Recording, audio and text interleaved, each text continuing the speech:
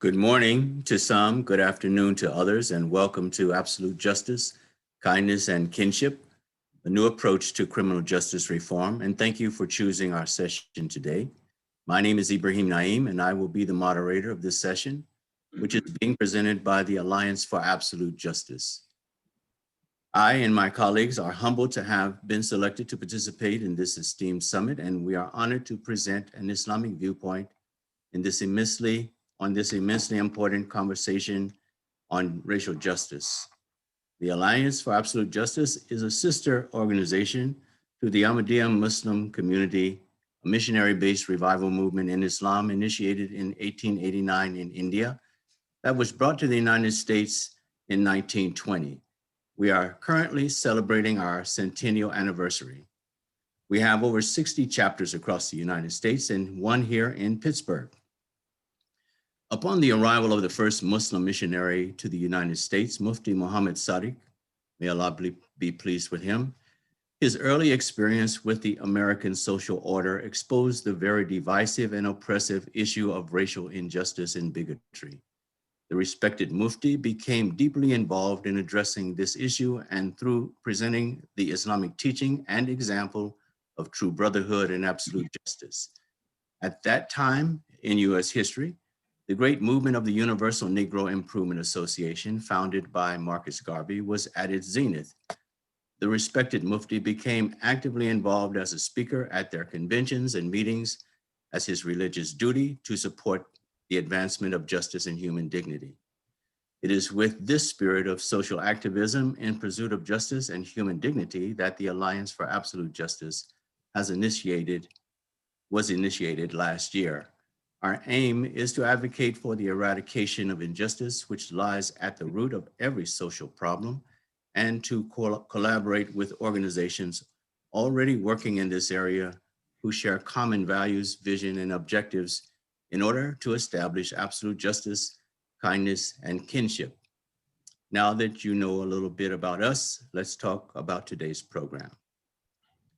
We will begin with a short video trailer taken from a recent documentary produced by the Ahmadiyya Muslim community entitled The Golden Rule, after which we will hear an overview of the Islamic concept of absolute justice, kindness, and kinship from Imam Azhar Hanif, chairman of the Alliance for Absolute Justice and National Vice President of the Ahmadiyya Muslim Community, USA.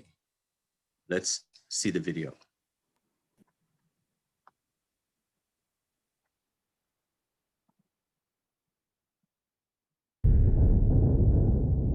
No justice! No peace! For God's sake, in order to remove this hatred within your own circles, please act with justice, act with equality, and respect the feelings of others so that the peace can be restored. Please!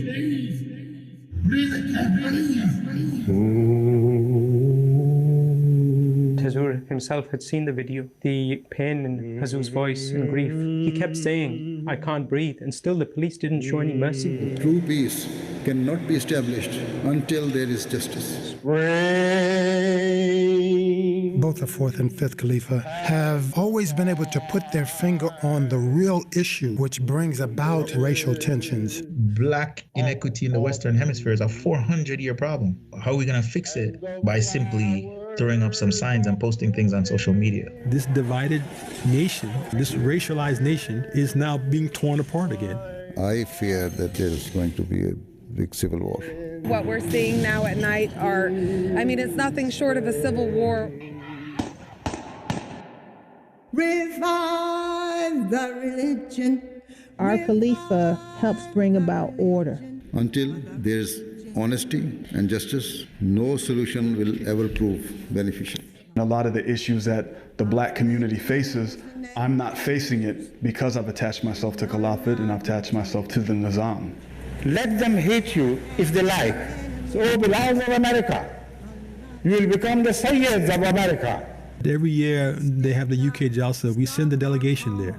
You can see how excited they all were. It's like kids in the candy shop. Unless Asian, white, African American consider themselves equal to each other, we will not be truly fulfilling our pledge. Absolutely, this is the only answer for my country and for the world. to treat your fellow humankinds as you would treat to yourself. This is called the golden rule.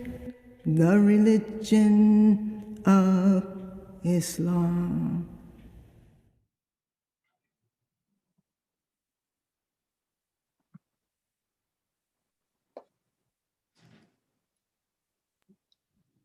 Respected Azhar Hanif Sahib. Brother Ibrahim Naim and my fellow colleagues on this panel and this very important Racial Justice Summit, and all those who have taken some time out of their day to join us. I begin with the Islamic greeting of peace, which is also universal.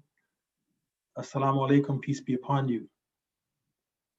The beginning of that trailer, which we all just watched, encapsulates the concept of justice that has been echoing throughout the streets, the halls, in media, and every form this past year in particular. And one cry, and we always hear, is this: no justice, no peace. It is this message of a link between the importance of justice and why this conference and every conference of its nature is so critical, because the conversation is long overdue on how do we achieve justice. I recall decades ago, when I left this country as a very young man, I was studying in a university, and I decided to travel the world and visit that place, which I call my spiritual center, in India and then in Pakistan. During the visit to Pakistan, in the company of hundreds of thousands of people, delegations from around the world, including one from the United States of America, in which I was part of. On the final day of that conference, the spiritual leader of our community, whose name was Mirza Tahir Ahmad, he stood up and delivered an address that changed my life forever. The words that he selected were so profound in its scope that I, as a student, suddenly changed the course of my life and decided from that point forward to dedicate myself to the principle and precepts he was articulating. I want to share just a very brief passage of the opening statement. And it's based on a verse of scripture found in the Holy Qur'an. That scripture is, "Verily God enjoins justice and the doing of good to others and giving like kindred." It's in chapter 16, verse number 91. He then went on to explain and said in this closing address, God does not command us to exercise justice alone, but also desires us to voluntarily add benevolence, and then to move forward to the third stage of human relationships, which is treating others like kin, like relatives. A spontaneous expression of love and care as experienced by a mother for her child. He then explains what he means by this highest level, this third degree of human relations, a degree greater than justice. He says, when a mother loves her child, she does so without any element of design and without any trace of pretense. It is but a natural flow which she does not generate, but one with which she is carried away. Spontaneity is always central to her expression of love for her dear ones. This illustrates fully the spirit of treating others like kin. So in this message, what I said was so profound and struck me to the core of my being. He mentions these three particular stages of just relations with others. The first stage is absolute justice, to treat others as one wants to be treated. The golden rule, which all faith and secular, moral, philosophical points of view talk about this golden rule. But then to go beyond that golden rule, which is critical for us as we're going to analyze today, how it relates to every aspect of our life in this particular forum, criminal justice. The next level is so critical because this is where we're trying to push ourselves as an individual, as a society. He says, to learn the art of returning more than the other is due. So even if one mistreats you, you treat them well. Or as it said, don't let someone's enmity or hate cause you to be unjust and to reciprocate hate with hatred, but to always keep the sense of doing more, doing good for the other. That is the next level.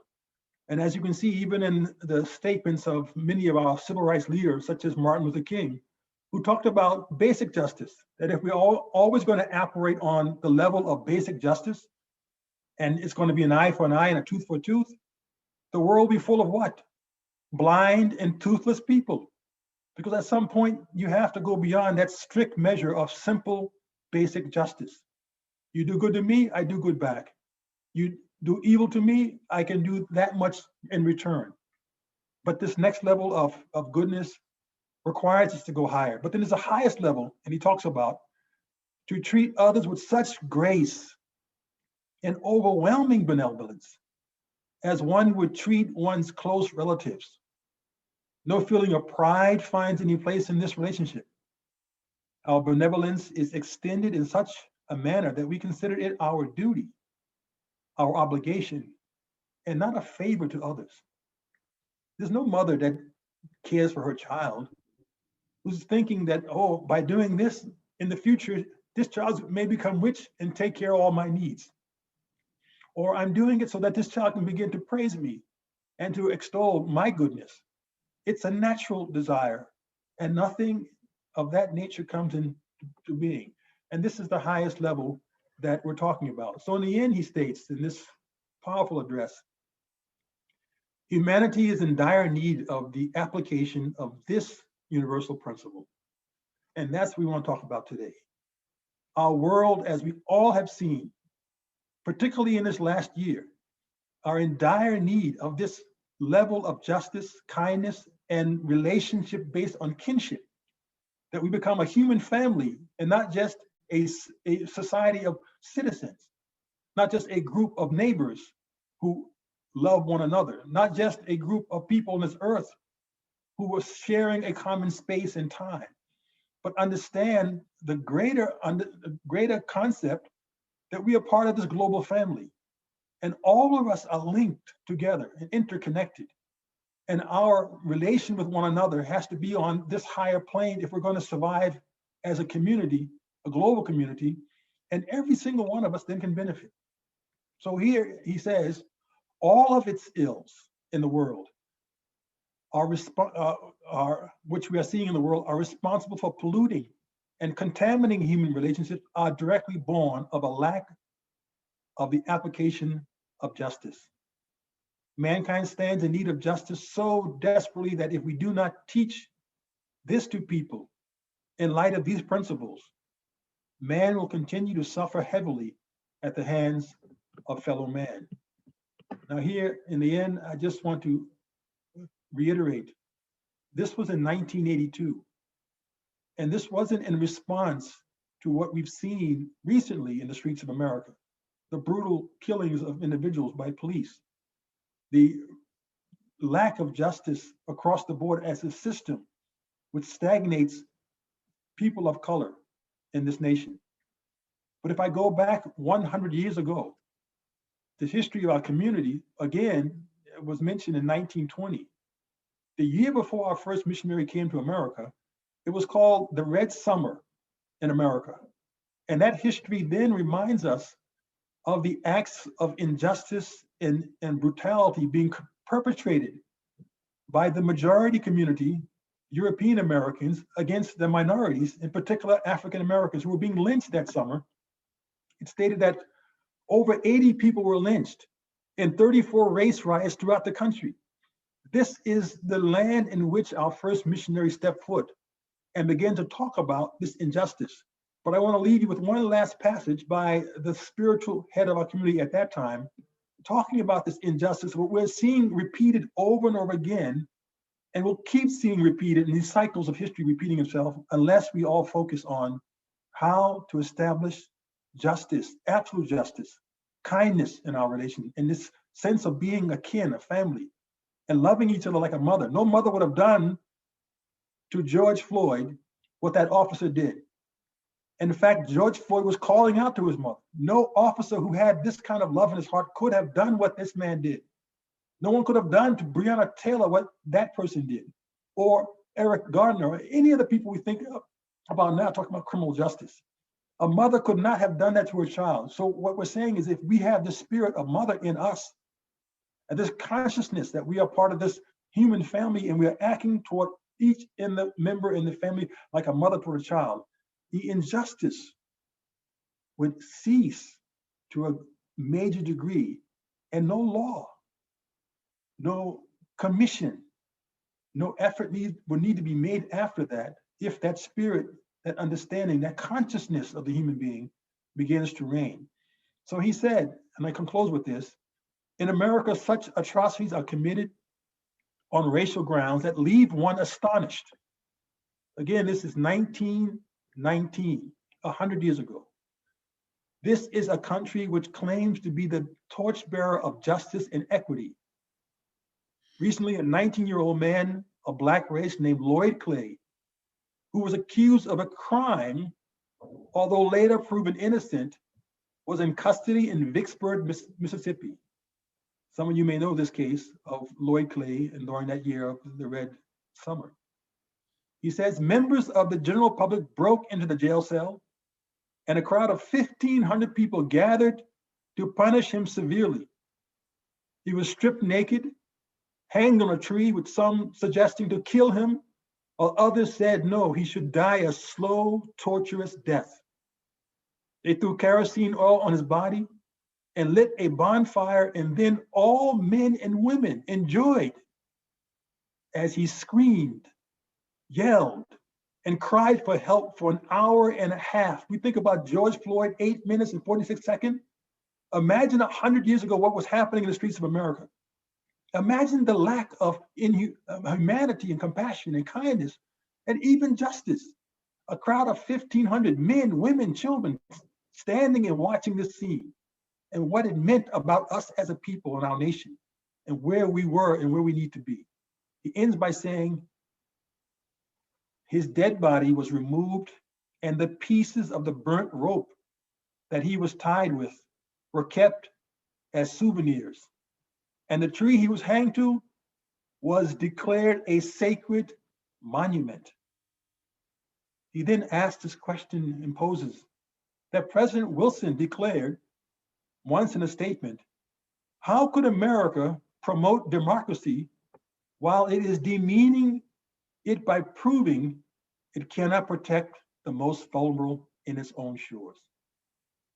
These are words today we're going to not just talk about, think about, but try to see the ways we can become those citizens now, that nation now, and look at particularly the criminal justice system and bring about that change in our own selves, in our system, that prevent these atrocities from happening in the streets of America, in the jails of America, in the criminal justice system of America. And may God help us to do so. Thank you for the time, and I turn back to our moderator, Ibrahim Naeem. Thank you, Imam, for that elucidating overview and explanation. Before we begin the next segment of our session, I want to inform our attendees that there will be a question and answer segment at the conclusion of the following 4 presentations. As your questions arise during the presentations, please write them down or put them in the chat. Be sure to note who the question is addressed to. In the question and answer, raise your hand to be unmuted so you can ask your questions. Now it is my privilege to introduce Abdul Latif Balanta, Esquire, civil rights legal advisor, author, speaker, consultant, who's joining us from Baltimore, Maryland, and who will speak on the need for bail reforms. Peace be with you, everyone. Thank you for having me. Um, for the last 30 years, I've been a licensed attorney, and I've been fortunate enough to see the criminal justice system from the inside as well as the outside, not actively practicing now criminal law. When people refer to the need for criminal justice reform, most often they're thinking about the police brutality, which is quite often prior to arrest, or they may be thinking about the prison industrial complex, which houses criminals at a larger extent in the United States more than any place in the world. And from those two ends, there's actually a need for reform all throughout the process. So what I'm going to do today is just to deal with one sliver of where there's a need for criminal justice reform, and that is prior to trial. I've chosen this area because it is one of the dynamic areas where there is actually experimentations going on right now as we speak in the United States.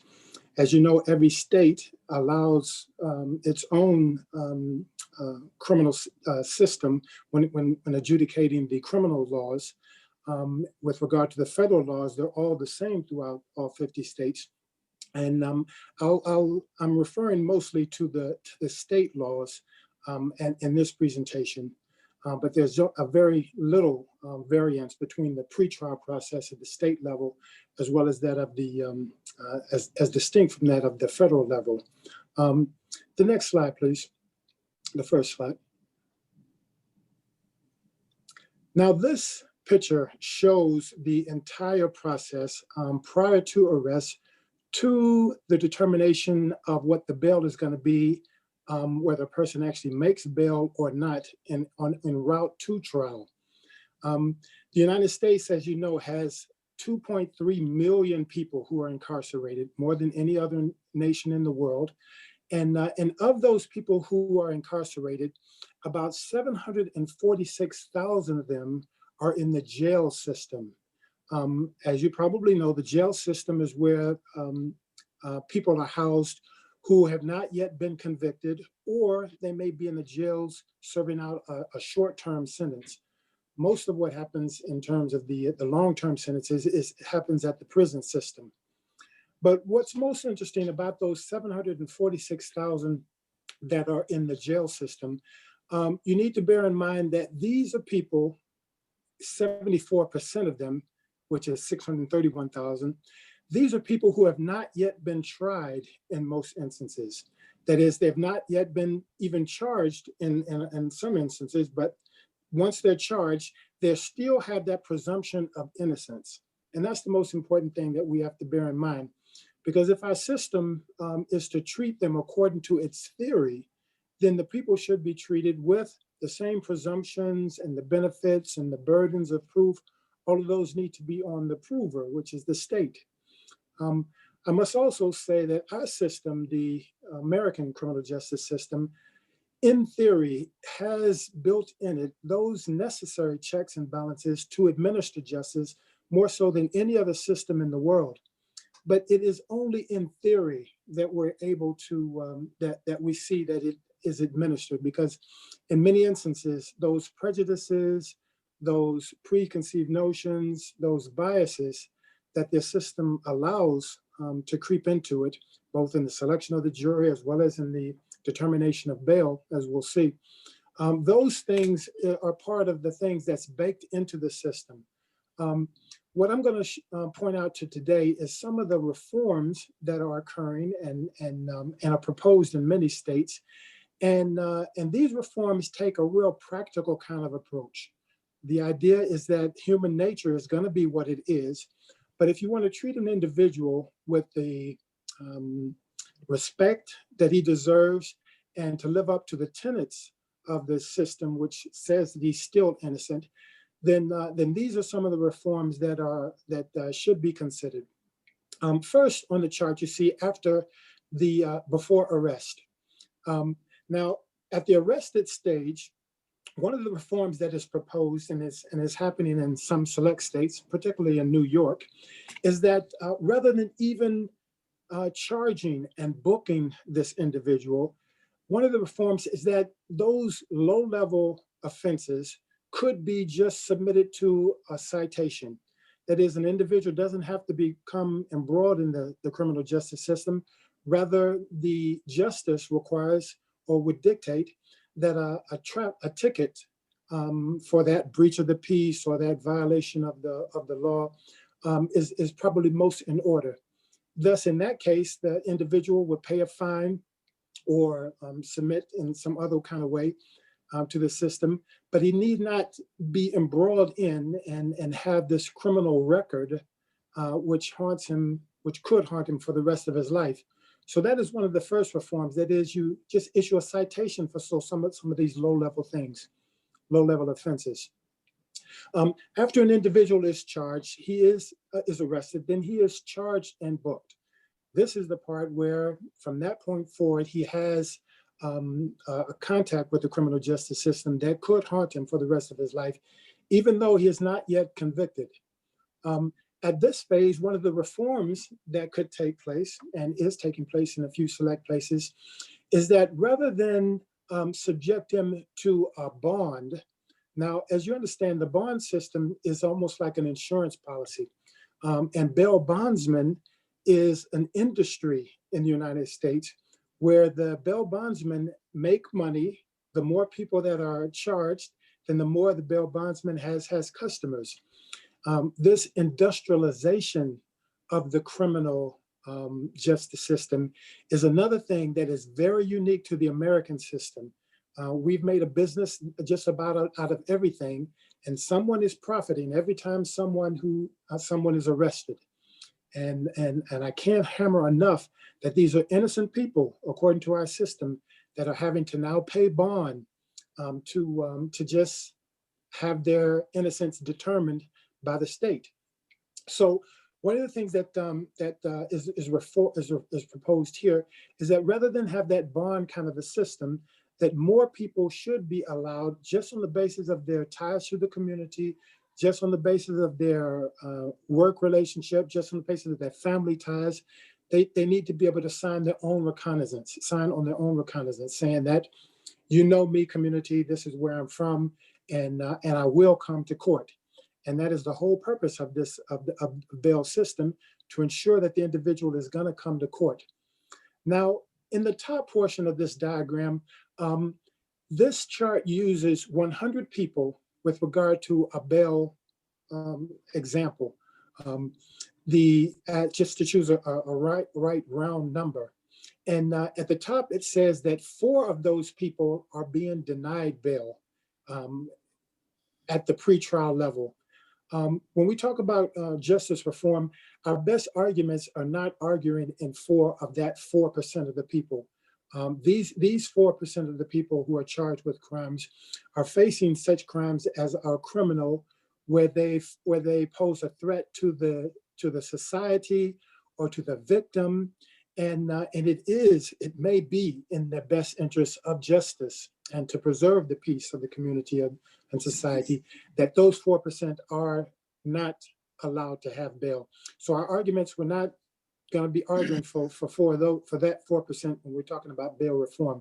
But it is these other 2 categories where we're actually proposing and seeing that there is a need for other criminal justice reform. Down at the bottom, if you look there at the very bottom, you see that there are about 24 people that are released on non-financial grounds. Now, this is where those people are allowed to go into some kind of a program. They've been allowed to do community service, or they've been allowed to sign on their own reconnaissance because of the nature of the crime. Again, those 24% is more like what we would like to see in terms of the inquiry into their fitness for bail. These 2 other categories below them is the ones that when we're really directing our attention to when we say that there's a need for bail reform. Because just below the bottom one, there are a group of individuals, about 38%, who are able to pay their bail money. So at that point, the R that we refer to there is just a more equitable, more fair determination of what the bail should be. And those individuals are released, 38%, as you see that at the end there, are released, and they're released because they posted some bail. In most instances, it's about 10% of what the actual charge is. And the bail bondsman, of course, as you know, he posts a policy, an insurance policy for that that security, and he actually makes that money. He actually makes that percentage and is able to keep that portion, even if the individual comes to trial and reports and goes back and forth just like he's supposed to until the matter is over. So again, those 38% of the people, we do believe that there needs to be more consideration in terms of community ties, work history, and other contacts with the criminal justice system in terms of reforming there. It is this middle category, those individuals who can't afford bail, that we're really addressing our attention to. And that is about 34% out of every 100. You would be surprised that for $200 in terms of the cash bail that someone would have to put up, many people are sitting languishing in prison because they can't afford that $200. And what we're proposing is that we take many or any of the other off-ramps before we get to this point. And those individuals sometimes sit languishing in the jail system, sometimes for months, even years, before their case comes up for trial. This is the essence of the nature of the reform that we speak about when we talk about criminal justice reform. And then finally, with regard to those who are able to post bail, even those individuals in most states still have to pay the cost for their probation prior to the trial. And if they are unable to pay those costs, those court costs, then they can be reincarcerated just for failure to pay those kinds of costs. This is the nature, this is the essence of what we argue about when we talk about bail reform as a component of needing criminal justice reform. And there are thousands of individuals who are languishing in prison for just a few $100s because they are living in poverty.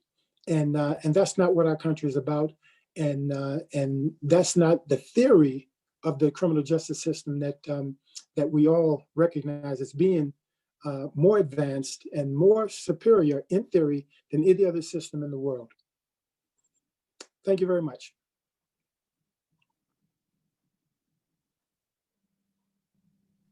Thank you so much, Attorney Balanta. And you have brought a good insight into an area that is a dire need in terms of bail reform. People are often imprisoned for poverty. So next we'll have, I'd like to welcome Attorney Saif Rahman. He's a criminal defense attorney and a former public defender. He's been working in the court systems of LA for the last 15 years and has much experience in the same situation of what he calls the criminal punishment system. So welcome, Attorney Rahman.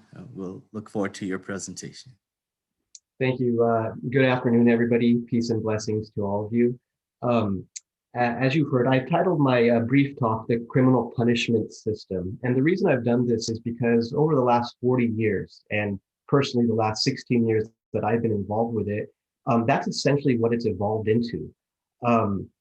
As you heard from my colleague just before me, Balanta, so the criminal justice system that we have on paper is unbelievable. It's amazing in this country. We have rights against unreasonable search and seizure, rights against cruel and unusual punishment, many things that would make you think our system is perfect. But unfortunately, as we all know, as why we're having this conference is that we have lots of flaws in our system.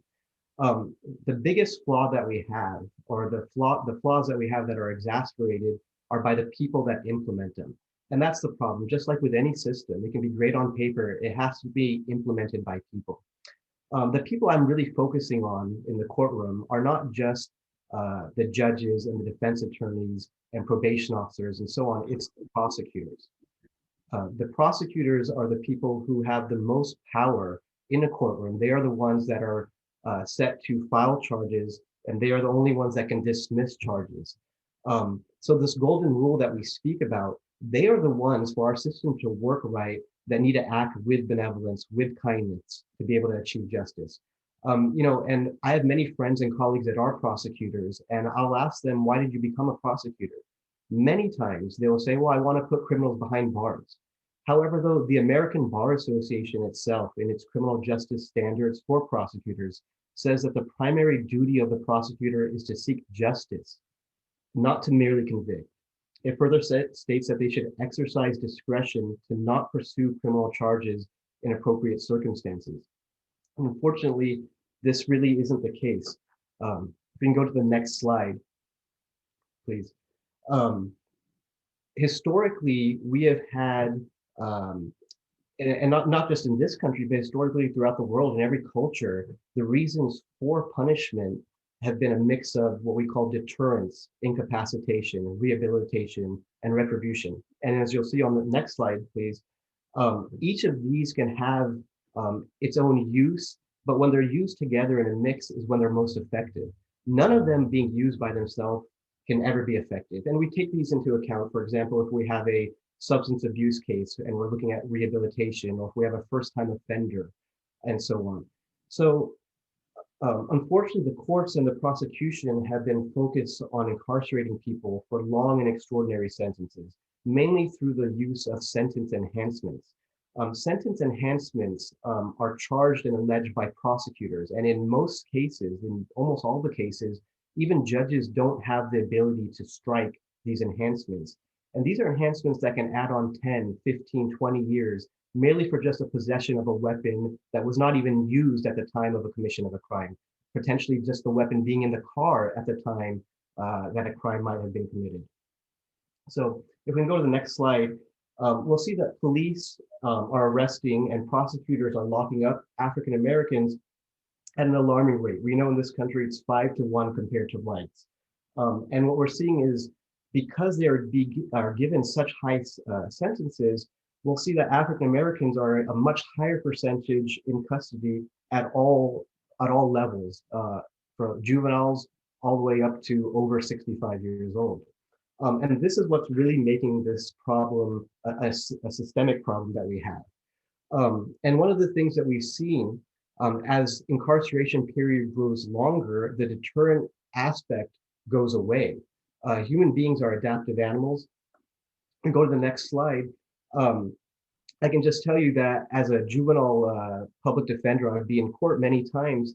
A client had come in and he had been in custody for the first time ever, and he was scared and crying, sniveling, wanting to get out. However, he might have had a 30-day offer or a 60-day offer. So when I would see him again in a couple of weeks to go over the case, it was a different person. He had adapted to his surroundings, to that juvenile hall. He was walking around strutting and happy to sign for that 30 and 60 days. So that deterrent effect is really gone. And all that means what we're doing is we are punishing and being punitive just for that sake. And it's resulted in a major negative effect on African American youth. It's created this revolving cycle. As we see, almost half of the youth that are arrested or that are incarcerated today in this country are African Americans, yet they only make up 16% of the nation's youth. So, but just as with adults, but even worse for the youth, they're feeling this effect. You'll see from the next slide, African Americans and other minorities are less likely to be offered rehabilitation and treatment programs or diversion programs when arrested. What that means essentially is they're given probation, they're given parole, they're given forms of sentencing, which is essentially going to send them right back into prisons. And you'll see with the lowest level offenses, African Americans are given are violated on probation and parole at almost double the rate than all other youth, resulting in them being back into the prison system. There's also long-term effects that you'll see in the next slide. The long-term effects of incarcerating somebody are not just that incarceration time. If you give somebody 20 years of prison, he's lost that 20 years. Not only has he lost that 20 years, whatever time he has when he gets out, he's lost as well, because it is very difficult with a lack of vocational skills, with a lack of whatever degree, with prison priors to get jobs, as we know. And it's really exacerbated in the Black community. You can see that for, as they call it, the the effects of incarceration on African Americans. The prison penalty is almost double, or more than double, I'm sorry, what it is for white men that are incarcerated. So trying to find jobs becomes extremely difficult. And so this effect then also curtails down to their children, children who are raised without having both mother and father there, have negative effects as well, and are more likely to get involved in these systems as well. So on the next slide, just in conclusion, with regards to reforming the criminal justice system, and I'm focusing more so on prosecutors than the police and anybody else, because they have the power. These are people who are educated, have gone to law school, who have the ability to look at the police reports, look at what's happening, and decide and charge based off what would be fair, what would be just, and what would be beneficial to help society as a whole, to help make an individual a productive member of society. Unfortunately, though, this golden rule that we talk about is not being implemented, is not being thought of by the prosecutors, who really are the key to, once a false arrest or anything like that is made, to be able to fix that. And as I mentioned from that first slide, justice, absolute justice, is not what is what's called for in our penal code for prosecutors. So the current cycle of incarcerating young African Americans for these long unreasonable times can only really be changed if the people that are implementing these things change, and if they adopt this attitude of showing benevolence and kindred for others. Thank you. And thank you very much, Attorney Rahman, for your enlightening presentation. I'm very pleased to introduce now Dr. Rashida Ahmed, who is Assistant Professor of Education at Cabrini University. She's an author and speaker whose academic interests focus on oppressive barriers to academic achievement. With more than 20 years in the social justice arena, she joins us from Philadelphia, Pennsylvania. Welcome, Dr. Ahmed. Thank you very much.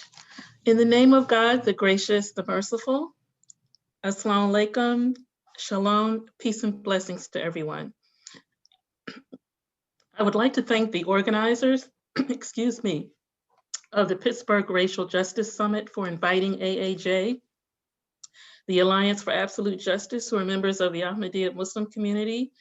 I'm the executive director of the Women's Division, and so I'm very honored to have a seat at this table, to participate, to have conversations, and hopefully, God willing, inshallah, form alliances with those committed individuals and organizations engaged in this important work of racial justice and criminal justice reform.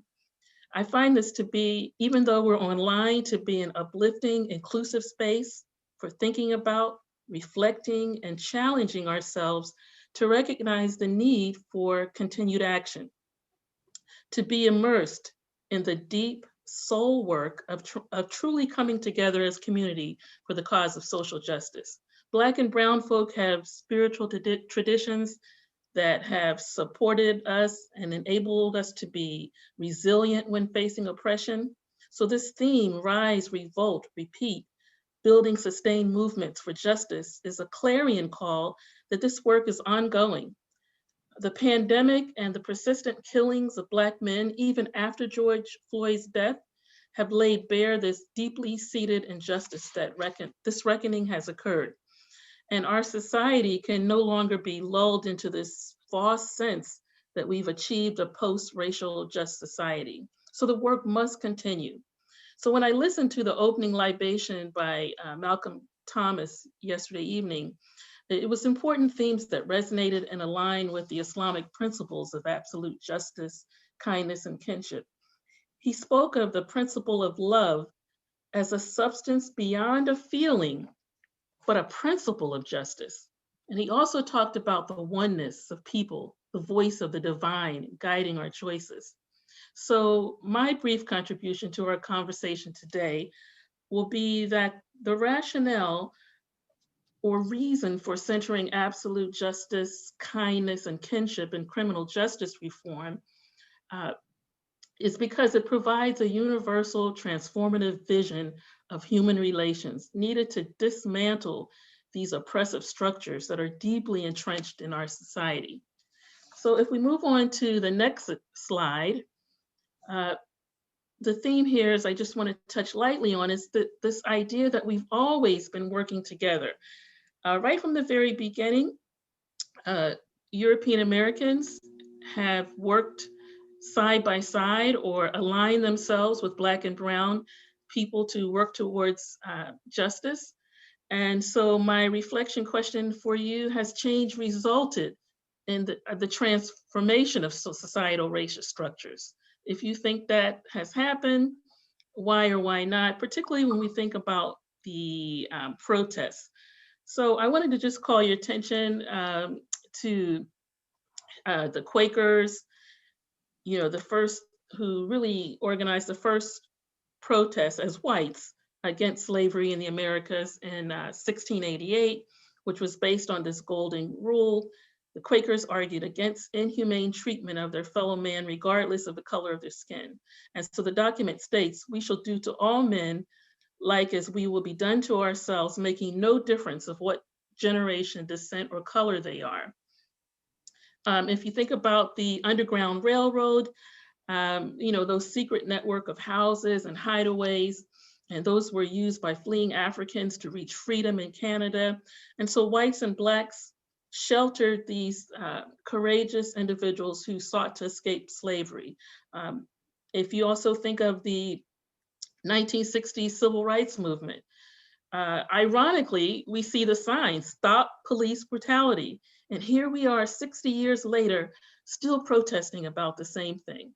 And then if you look at the Black BLM protests over the summer, they were a multi-ethnic group of people all over the world protesting police brutality. So let's move on to the next slide. I'm just really wanting us to think that this is why we need to center absolute justice, kindness, and kinship, because the over-policing and dehumanization of Black bodies is really this legacy of white supremacy that we've carried, and it persists. And it goes back as early as the colonial period. But before I look at that, just mention that historical evolution, we do have those two high-profile cases of women who were unfortunately murdered by police. And these women, Breonna Taylor and Tatiana Jefferson, they're high-profile cases. But we know from Michelle S. Jacobs' paper, The Violent State, Black Women's Invisible Struggle Against Police Violence, that in 2017, over a three-year period, there were 70 cases of Black women who had been killed at the hands of police. From 2013 to 2020, there's no accountability. 98.3% of killings by police have not resulted in officers being charged with a crime. So there's this need to just really dismantle this whole system that dehumanizes humans, dehumanizes Black bodies, and categorizes all of us into these different races, which supports this idea of implicit and explicit dehumanization of the descendants of African slaves. So if we look at the historical evolution of violence, we see that it started around the 1500s to the 1600s, where you see this European colonial expansion. It's solely for the purpose of economic greed. And so you see them instituting just horrific types of genocide and violence against Black and brown bodies. And often written out of history is really a Hitler or a hidden Holocaust that happened in the Congo. King Leopold II actually killed 15 million Africans in the Congo. So genocide took place during this European expansion. And so moving on, you have the slave codes and patrols and Jim Crow and the lynching and the mob violence. And all of this really supports this idea that the Black man's body, the Black and brown body, is not a human body. It's not a body that should be valued. And so even during the slave patrols, white men could enforce these rules. They could enter any home at any time looking for runaways. By the early 19th century, you have the centralized police departments, and their job, these white males, their job was to control the underclass. And who would be the underclass? African Americans, immigrants, and poor people. And so you fast forward today, we have what Michelle Alexander calls the new Jim Crow, where mass incarceration of Black men is occurring. And so she stresses the importance of really dismantling the entire system. And so if we move on to the next slide, where I just want to just revisit centering absolute justice and kindness. I wanted us to think about this universal transformative vision of human relationships. And Dr. Martin Luther King said in this quote, "We may have all come on different ships, but we're in the same boat now." And I also wanted to include the parable from the Holy Prophet of Islam. And he talks about, he gives this parable of society where he says, people who board a ship after casting lots, some of them residing in its upper deck and others in its lower deck. When those in the lower deck want water, they pass by the upper deck and say, if we tear a hole in the bottom of the ship, we will not harm those above us. If those in the upper deck let them do what they want, then they will all be destroyed together. So if they restrain them, they will all be saved together. So it's important for us to really think about how can we as humans really transform how we engage with each other.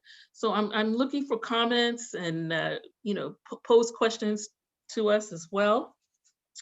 And we want to always think about this idea that racial categorization is really socially constructed. There's no scientific basis for it. And part of centering absolute justice, kindness, and kinship is really to do away with these racial categories. And then I'm not talking about ancestry and ethnicity and culture, but this idea that we are separate people. We belong to one human race. And so if we look back at those principles, justice alone is not desirable. We have to add the benevolence. We also want to move on to another stage, the third stage of human relationships, where there's this spontaneous expression of love and care, just as if a mother would express that love for a child. A mother would do almost anything to help her child, to sacrifice for her child, to look after her child. And this is the kind of relationships that we need to strive towards. So if I move on to our very last slide, I just wanted to contrast the differences between where we're at now in society and how centering absolute justice, kindness, and kinship and criminal justice reform, how they might look different or how they look different. So if we're looking at the principles of absolute justice, kindness, and kinship, it's based on free will. You're dismantling this racial caste system that this burden that we've been carrying for centuries. And so there's humanity and dignity for all. And the standards of justice do not change based on personal interests regarding someone's race, a class, or wealth. And so society members continue to rise in their achievements intellectually and morally. And there's this feeling of social progress, that the communities are stronger.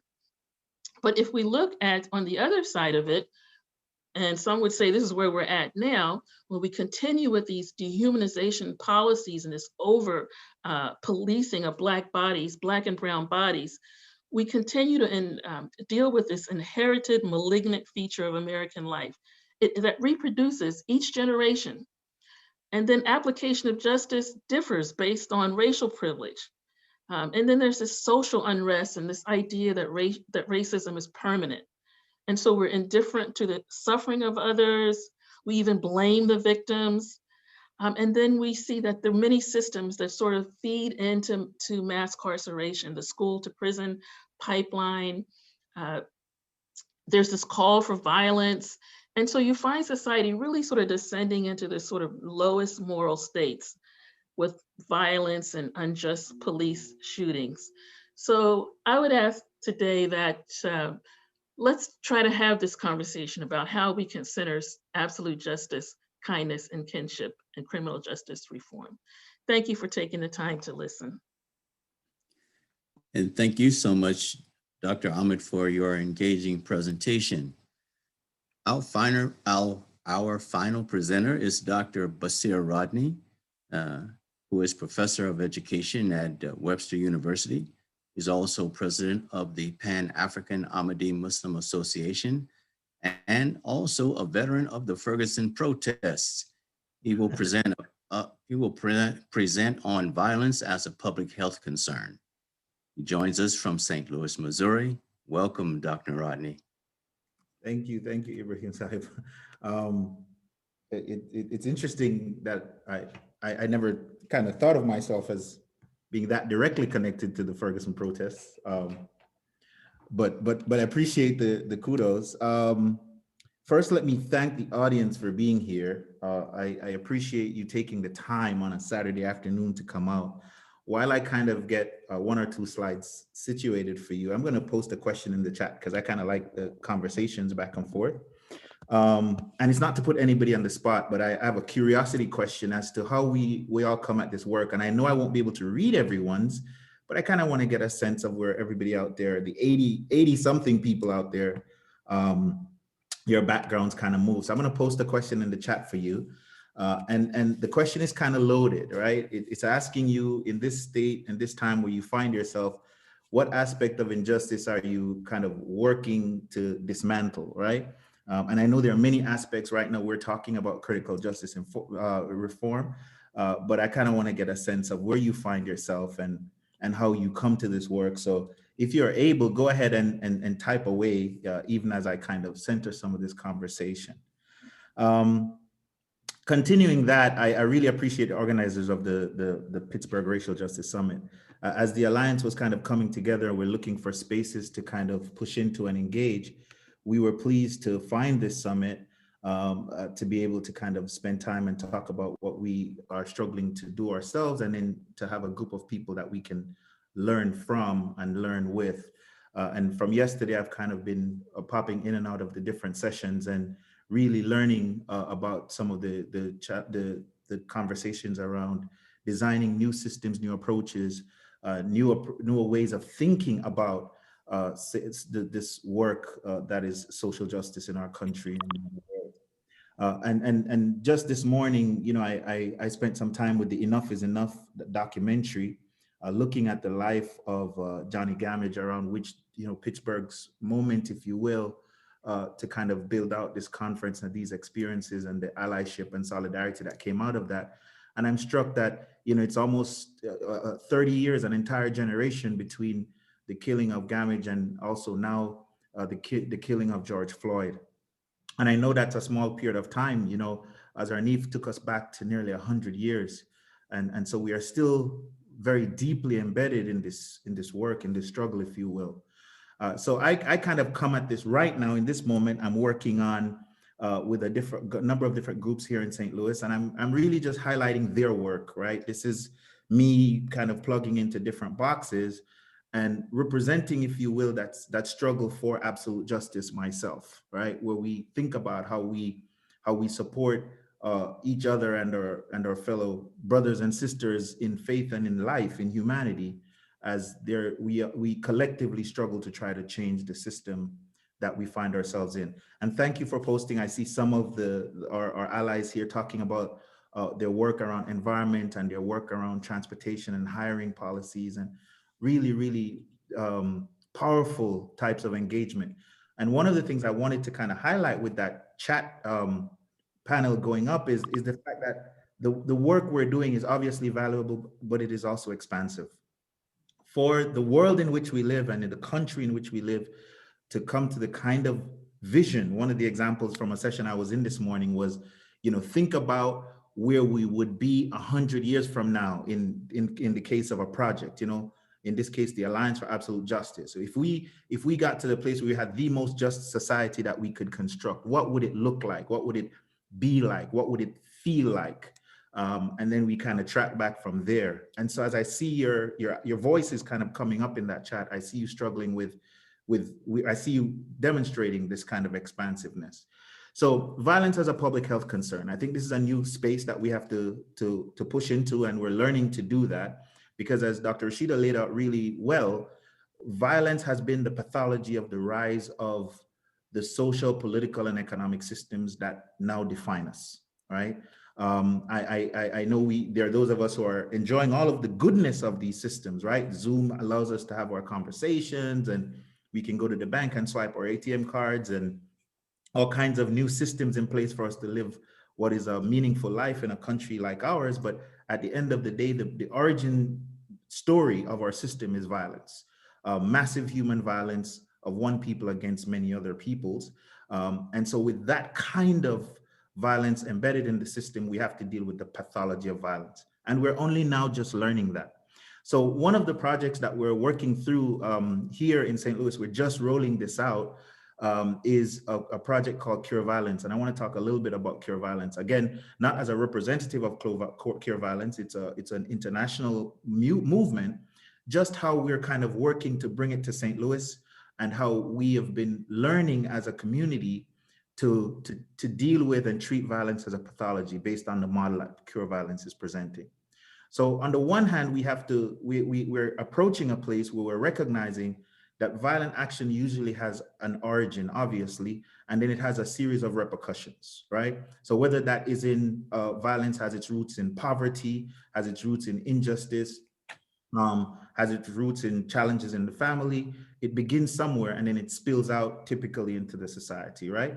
And so a part of what the Cure Violence model is trying to get us to think about is, well, what if we stop treating violence as a thing that we can mass incarcerate, right? Going back to what Abdul Latif Balanta was saying earlier, we rather than think about more creative ways to lock up more people and then criminalize and demonize more people, can we think of this as a pathology in our society that we can then mitigate through different kinds of strategies that are more ameliorating?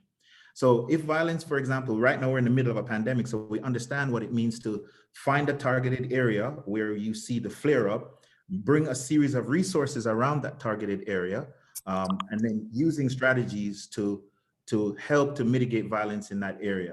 And on this slide, you see a map of Cure Violence effort across the United States right now, places where they're working and finding success, right? And like I said, we're new to St. Louis. So the parts of it that's really important to us in St. Louis and any community that's rolling it in is, number one, it's built on community involvement. The Cure Violence team kind of comes to a community. So if you look at this map, you see these localized areas. They come to a local community, they look at a neighborhood, they look at the statistics.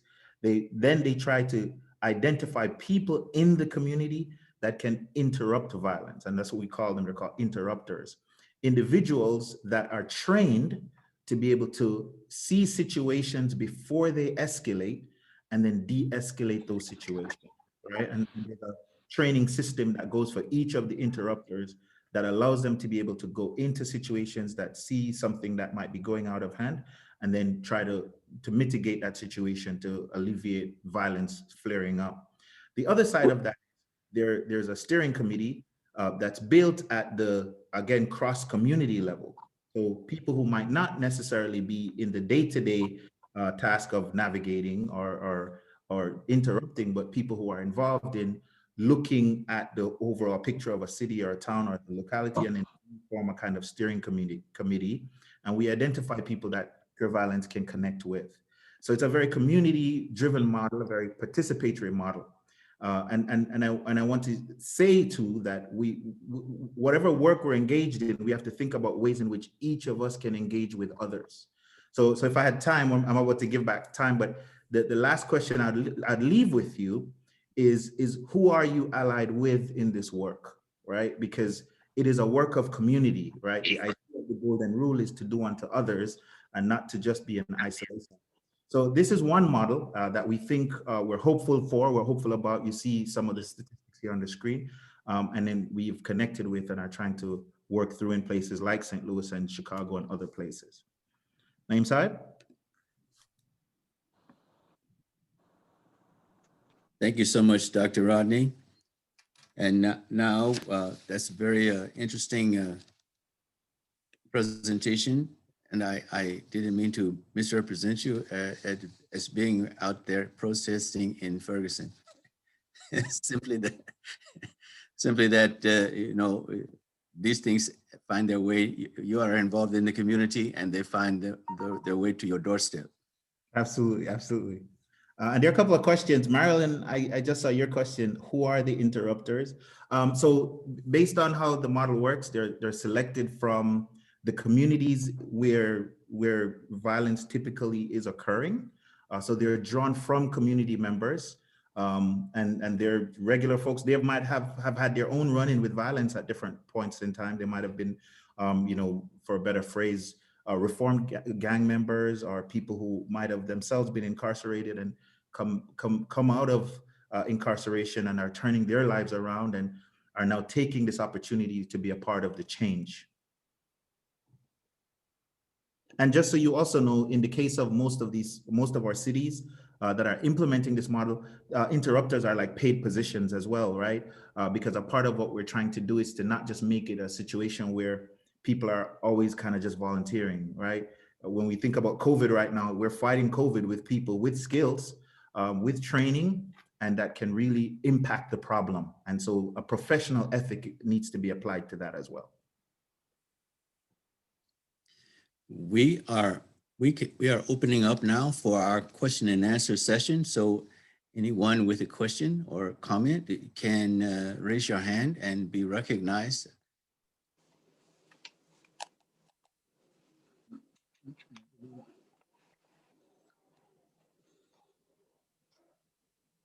If I might, I did see one question in the chat that seemed to be directed to me.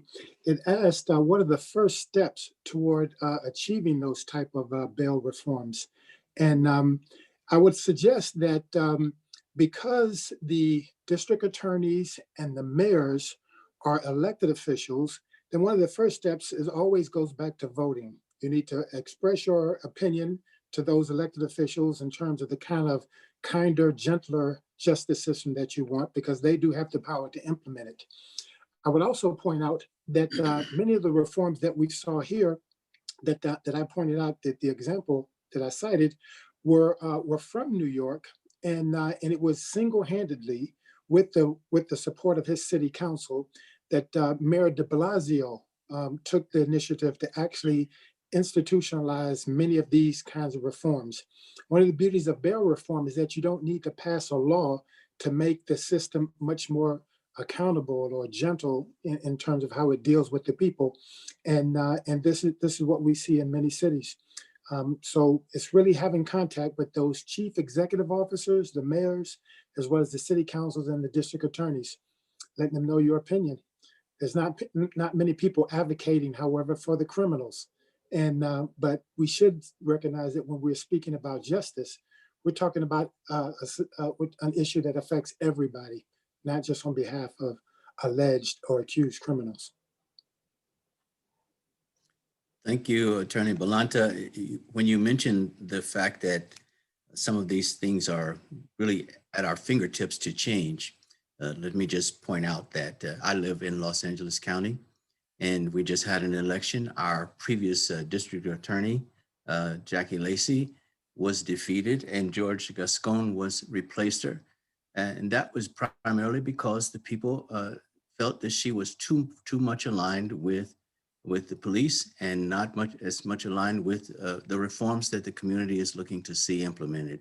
So these things can happen. Your vote is powerful. Just organize and exercise your right. Absolutely. I'm looking for hands, but we'll keep trolling the chat 2 to see if anybody has any further questions.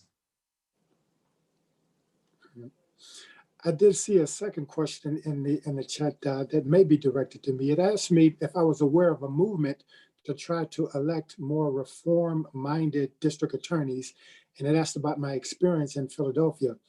It was 20-something, almost 30 years ago that I was dealing with the district attorney in Philadelphia. So I don't have any immediate experiences to share.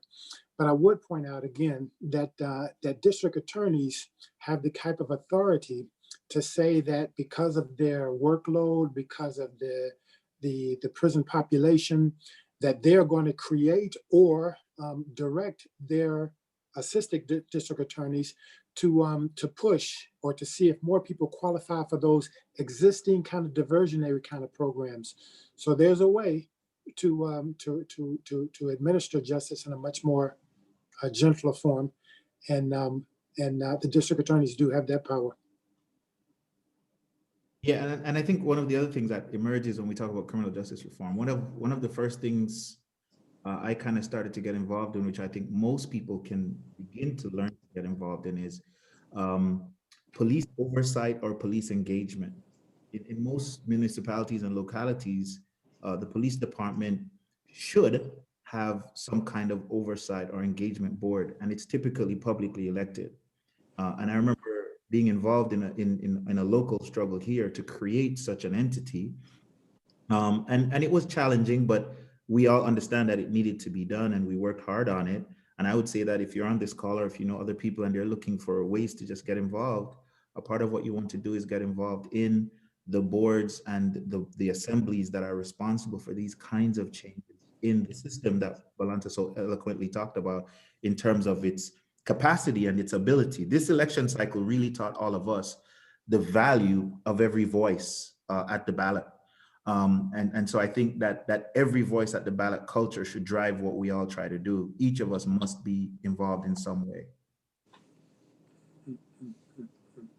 Thank you. Actually, your just comments just now, Dr. Rodney Saab, made me think about the inauguration speech of President Biden.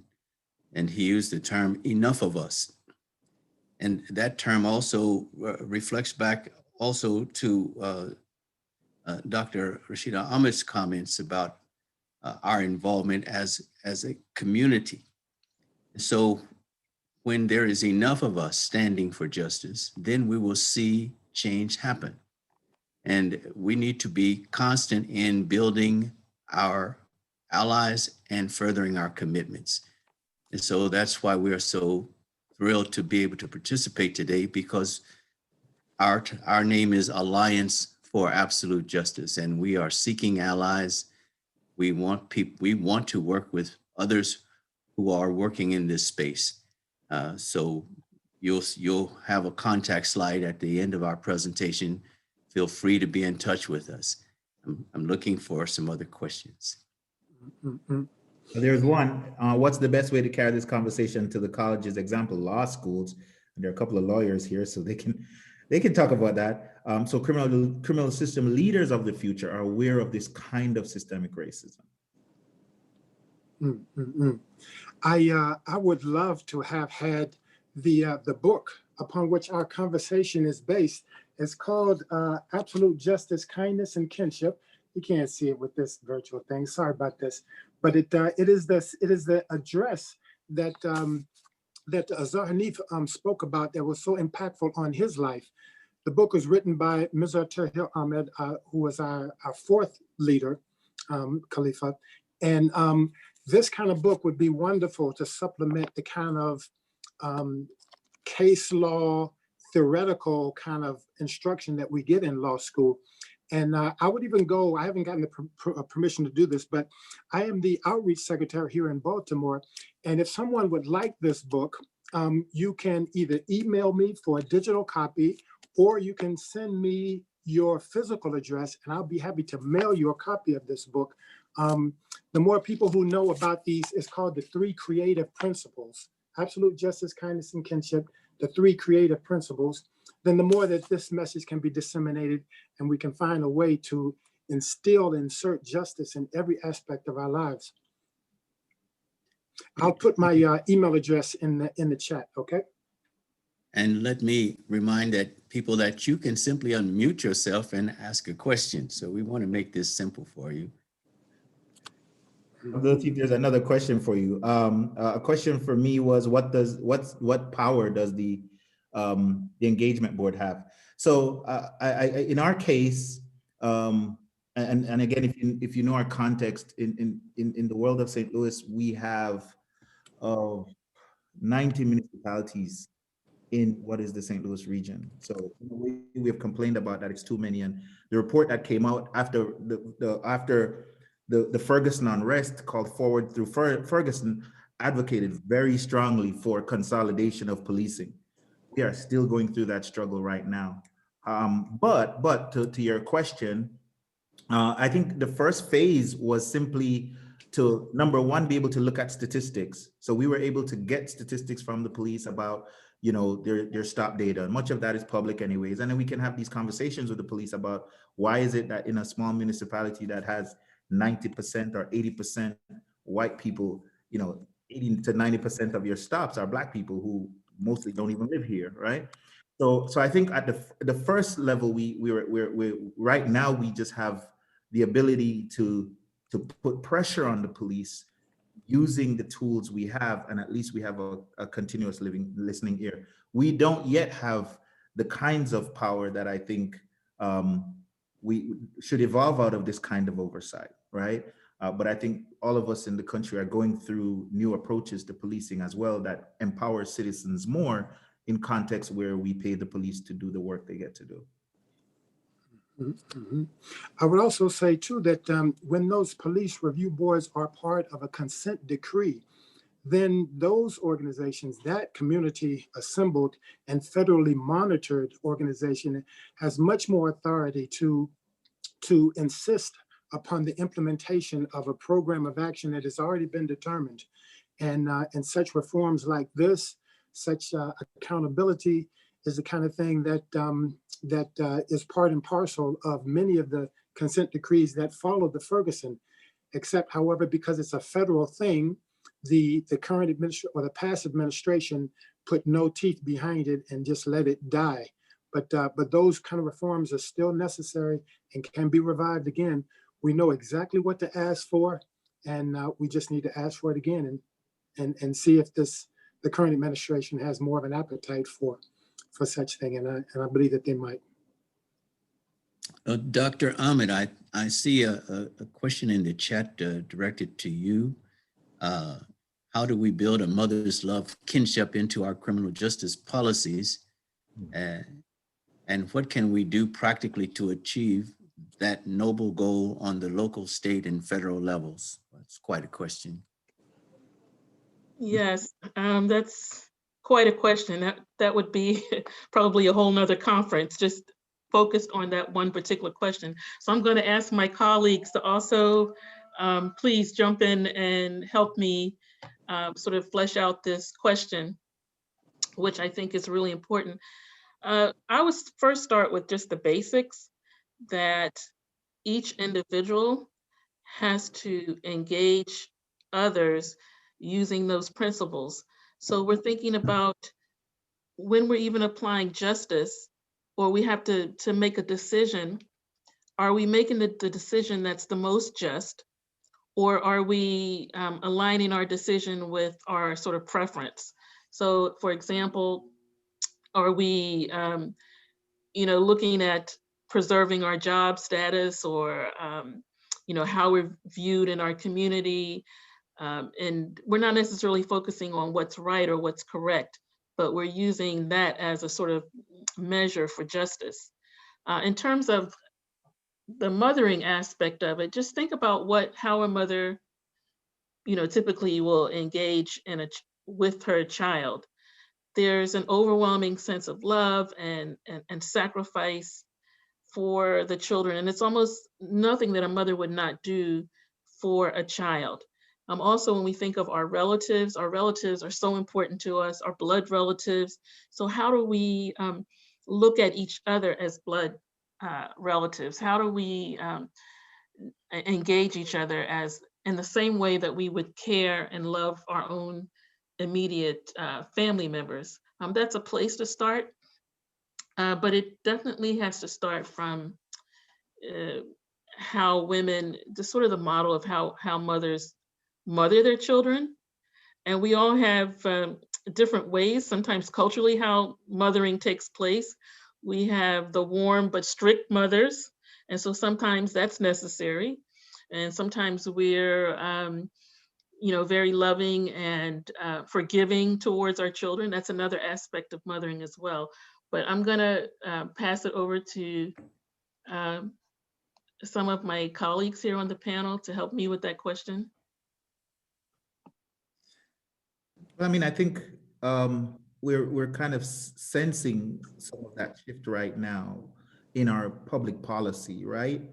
Some of the funding for the kinds of projects that we're talking about, a new way of looking at criminal justice, is coming from the old punitive approach. So like here in St. Louis, we have what we call the old workhouse.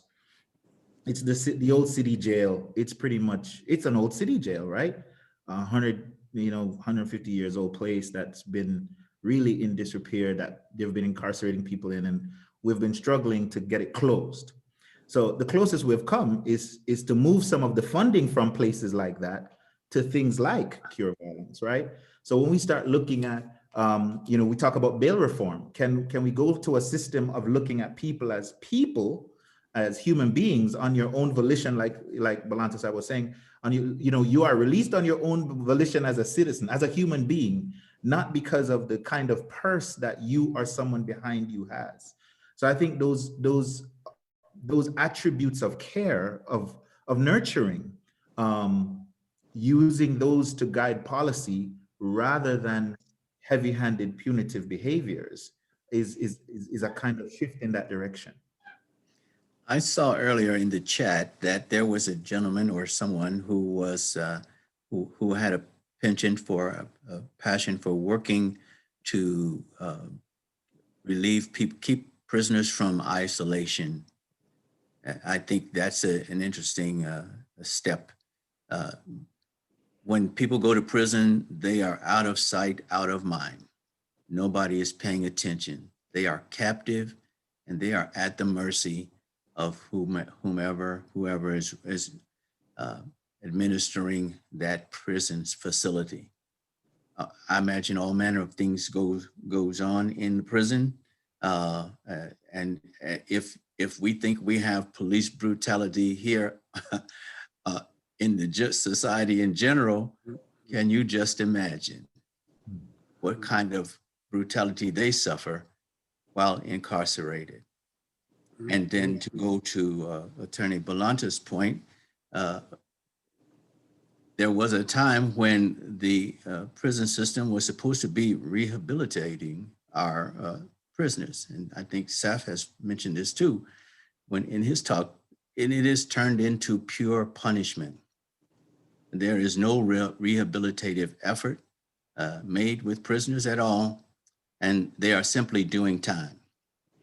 And then to speak to the point that Attorney Rahman had earlier in terms of the adaptability of human nature, once a person goes into that environment, what is it that we're creating?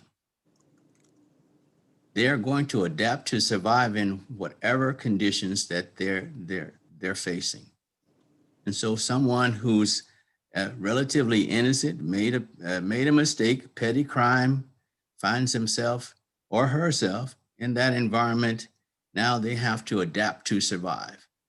And after the time they spend in that environment, we expect them to come out and to fit perfectly back into society, when in fact, that was probably the initial problem from the beginning, that they didn't have a way to fit in before they committed the crime in the first place. So we have that circular system is just chewing up human lives. And I commend the person who has an interest to pay attention to that. I think we all need to pay a little more attention to those institutions. Yes, and Little can I would jump in and help. make a comment as well, just to Please. follow up? Thank you. So I'm also in teacher education, and one of my favorite authors is a man by the name of Parker Palmer, and he talks about when I teach, I project the condition of my soul onto the students. And so when we're in these helping service types of positions, we really have to look at the kind of soul that the individual is bringing to the position. And so there really needs to be more effort with assessing the inner work that a person is engaged in. And that's part of the struggle that we're having with policing, is because there are good police folks, I mean, police individuals, men and women, who are doing a great job, they're protecting us. But we have these individuals who morally, they're very challenged in terms of their condition, how they relate to others, and that inhumanity, that occurs in how they engage with the citizens. So I think that before anyone gets hired in any type of position, particularly where it's a helping position where you're engaging with others, that there needs to be more effort on assessing the type of individual who's coming into the position, and also working ongoing with individuals who are in the prison system, so that the prison guards don't become hardened because of all that they see. And then that hardened view now translates into more hardened types of behaviors towards each other. So it's not as practical, and it sounds a bit ambiguous, but it's actually so critical, because when you're dealing with other human beings, your condition of your soul, your heart, and how you your views on justice will really impact how you treat others. So I would say really being very selective in who we hire, that they should always be involved in some sort of training and assessment, that there's mental health support for individuals who are in high level stress jobs. Those are ways that we can start to think about, having a kinder, more just way of looking at working with professionals. The issue of justice, the definition and understanding of justice is always complicated, but we can make it simple. We're a country that prides ourselves in having rights, and we want to make sure nobody is trampling or denying us our rights. And that is legitimate. However, that is a very precarious place to be, because justice is more about the rights of others than about our rights. And if we never reach the place where we have the idea of kindness and kinship, where we are willing to delay our rights and focus more on protecting the rights of others, then we probably will never achieve absolute justice. So when we look at being just, look to be just first, to protect the rights of others. And I can tell from your presence here today, I believe that is all of your orientation, or you probably wouldn't be here. I think our time has just about expired. I want to thank you for your presence and your participation. We hope you have found this session to be informative and useful. Please contact us using, I think we have a slide that we can put up as a way to contact us. And we would love to hear from you. So God bless you, and work for justice with kindness and kinship. Peace be unto you. Thank you.